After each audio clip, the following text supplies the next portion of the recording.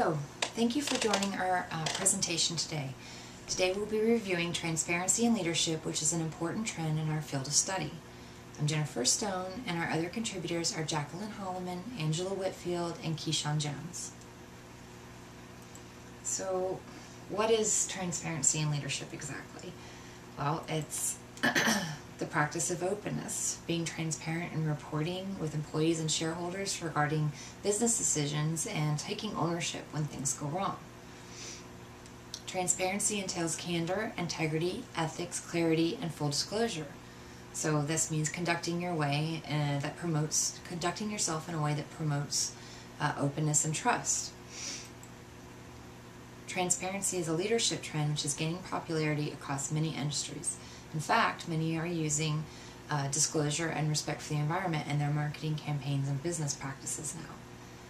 But transparency is not something you can just buy off of the shelf.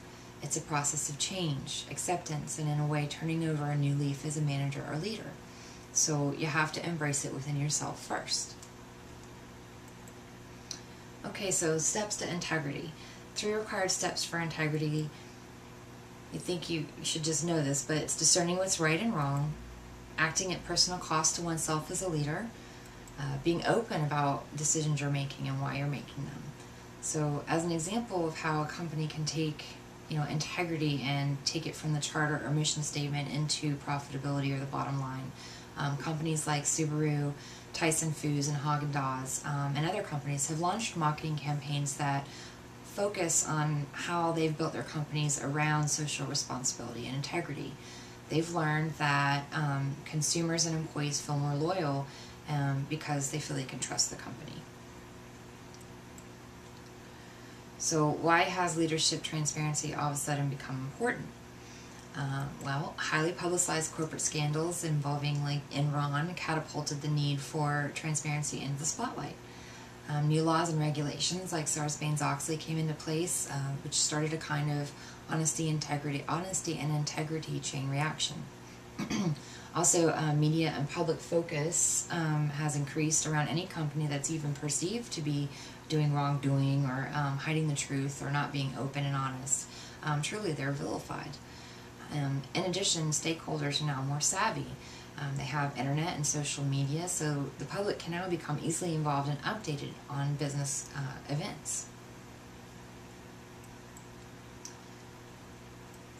So in the early 2000s, America was rocked by a series of highly publicized, extremely heinous scandals involving major corporations such as Enron, Halliburton, AOL, WorldCom, and a slew of others.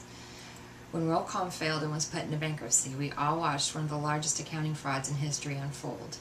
In addition, when Enron turned out to be not as successful as it was making itself out to be, there was again public outcry for justice. This all led to the demand for and creation of extremely tough financial reporting regulations. So in 2002, President George Bush signed the Sarbanes-Oxley Act into place, which is a set of mandatory regulatory requirements that all companies, large and small, now adhere to. It largely deals with corporate and financial practices and governance. When President Bush signed it into law, he's quoted as saying, "No more easy money for corporate criminals, just hard time." It really was seen to be the most far-reaching and in-depth financial regulatory changes since Franklin Delano Roosevelt during the big deal time. So trends in leadership transparency. Integrity and honesty in government bodies is now a big thing. So even in the 2012 State of the Union, President Obama put in a memorandum regarding transparency in open government. In addition, the OGP, or Open Government Partnership, has been formed as well. Also, environmental reporting is on the rise, also called sustainability reporting, dealing with corporate social responsibility. So it's been a largely voluntary approach up to now, but more and more companies are going ahead and wrapping it up into their financial reporting. So it's all one type of report, which gives you a people, planet, profit type of reporting to stakeholders. There's also audit integrity and risk listings. such as the Forbes 100 most trustworthy companies list. It's truly a huge deal to be listed on this. It really highlights the companies that have made the sacrifices to become more transparent and open. There are also new business tools following this trend, like Microsoft CRM.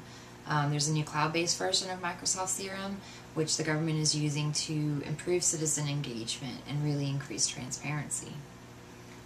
In addition, there are websites devoted to uncovering wrongdoing, such as WikiLeaks, which seems to be dedicating to publishing all kinds of information on companies and governments, although there are mixed feelings on how that information is collected and published.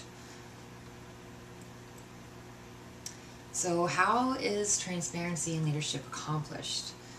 Well, leaders need to stay in touch with employees. Research conducted by the Harvard Business School found that there is a direct positive correlation between spending time with company insiders versus outsiders. So what does this mean? This means that you can walk around the office, that you can say good morning to the employees, that you can go to company functions, you can gauge the level of involvement and interest in company meetings, and also seeking feedback from your employees on your approachability and how can you make changes to make that better.